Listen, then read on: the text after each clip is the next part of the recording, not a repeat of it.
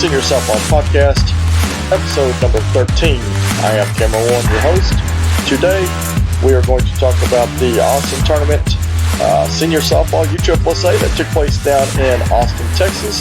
Also going to talk about this upcoming tournament that has, I believe, 19 teams that's going to be played at Heritage Park in Plano, the GSA USA Tournament. It has a couple of majors and all AAA teams going for that long day of softball. It is going to be a lot of back-to-back games with a curfew, but we will get into that here momentarily. The tournament in Austin was a USSSA tournament run by Jason Torres. The tournament had 9 teams, with RL Sports taking first place with a 4-1 record. Quick Roof Homeworks taking second with the 6-3 records. Chicken Hawk Sports 2-2. Third, fourth with San Antonio Canes with a 4-2 record. MVP Oil Patch 1-2. USA Team Tribe 1-2, tied for fifth. Daniel Head Insurance Freaks and Team Fury tied for seventh. Daniel Head was 3-2, and Team Fury was 1-2, with no damage softball exchange, no dice, finishing off the top 9. In the teams of Quick Roof against San Antonio Canes. San Antonio Canes, after they took out MVP Oil Patch 17-16, decided to take their third place finish and go home. So that's what they did. They forfeited to Quick Roof. Quick Roof played Chicken Hawks. So Chicken Hawks was the semifinals. My bad, I'm sorry. They played Chicken Hawk Sports for the semifinal in the losers bracket, beating them 25-17. Now, RL Sports and Quick Roof went head-to-head in the first championship game, with Quick Roof winning it 25-17. Then RL Sports winning the IF game at 18-8. With this said, guys, this tournament, from my understanding, because I was not there, went off without a hitch. They did use the USSSA national rule for the equalizer. They used the 5-run spot plus the 2 extra buffet innings. So the first inning was a buffet inning, and the last inning was a buffet inning for the lower level teams once they played the conference teams and major teams. Now, from what I've been told, there was some complaining when it first got started, but guys, I'm telling you now, this works. Quick Roof lost their first game to MVP Oil Patch 21-17. In their first game in the losers bracket, Quick Roof played Trouble 40 No Dice, and Trouble 40 No Dice won the game 23-22. Talking with some of the guys, this was due to the 2 buffet innings.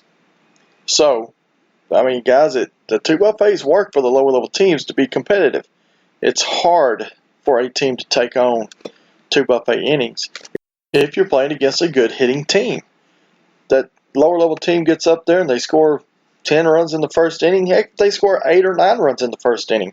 It's very hard for that upper level team to play catch up. They're chasing you the whole ball game. Plus, you're getting a 5-run spot, and you get a buffet inning at the end of the ball game. When you're playing the conference and a good major team, and you're a lower level team, I do believe that it does give that equalizer. They tried it. It seemed to work. There wasn't any blowouts due to it. The upper teams had to play. They couldn't make mistakes. From the conversations I've had with one of the quick guys, you had to hit. You had to play. And I do believe that this is something that could work throughout the year. I do believe that they're onto something. Now, with that said, are there going to be complaints? Probably. There'll probably be teams complaining. There'll probably be teams that are classified at the wrong level playing and taking advantage of this. And it's going to happen. And once it does, hopefully USSSA will see it and they'll correct the problems. But until then, if they keep using this, I do think it makes teams competitive, and it will give you to where everybody can play in the same bracket and not have to worry about AA, AAA majors and conference. We'll see. I haven't heard if they're going to use this in the North versus South tournament up here on March 7th through the 8th. If I find out before my next podcast, I will let y'all know. But we'll see. Jason used it down there. it seemed to work. Guys did complain a little bit from what I've heard, but once it was all said and done, it was a good tournament. Everybody had a good time. It was run smoothly. So, guys, score one for USSSA on this one. Jason Torres has run 2 good tournaments. Hopefully the Lone Star North versus South will be run similar to it and be a really good tournament again. From my understanding, there's 11 teams signed up right now. Guys, there's still time.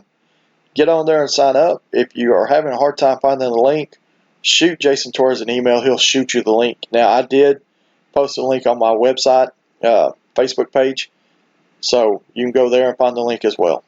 Now, for the February 29th tournament, there is 18 teams signed up. This tournament is being played in Plano at Heritage Park. Guys, there is no open flames and no alcohol. That's just a friendly reminder because the Popo will be on prowl for both. So be on your P's and Q's. Also, this tournament is going to be an all-day event starting at 8 in the morning. And we have to be out of the park, I believe Matt said, by 11 p.m. So there will be a lot of back-to-back games. So just get prepared for that. Be ready for a long, tiring day. Now, in this tournament, there, I believe, are 2 major teams, and the rest are classified as AAA. So it won't be a lot of spotting runs to teams. So it should be a pretty equal and balanced out tournament. Now, be ready to go. Like I said, it's going to be a long, long day. Hope teams have more than 10 players. If you don't, you're going to get tired. You're going to get tired quick. For those of you who do want to drink, if we have time, or if you get eliminated early in the day, Matt has partnered up with one of his friends. The Drunken Donkey will be honoring this coupon that he has on his Facebook page. It's $2.50 domestics, $3 wells, $4 Boilermakers, half off some of their appetizers that they have. So thank you to Matt for going out and finding something like that for you. So with that, this one's going to wrap up, guys. Now, Stacy Darden on his page, your USA Softball Buy, Sell, and Trade. Guys, that's on Facebook. Go to his page. He has a ton of bats that he is raffling off.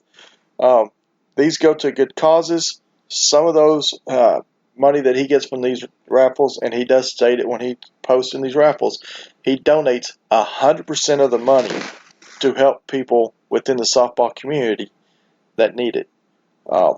So, guys, he has the Mikan line.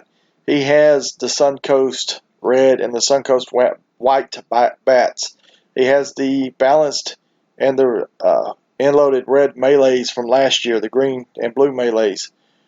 So he's got a couple of Dudleys that he had in an auction. I don't know if he still has those, but he had them.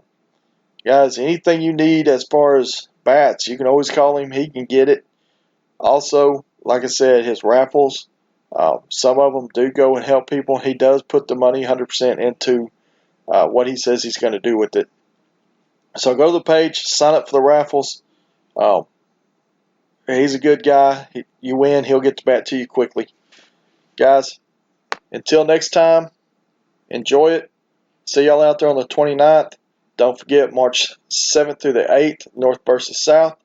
They do have 3 complexes for that tournament, so tournament may be played somewhere other than BLD, just depending on what they get.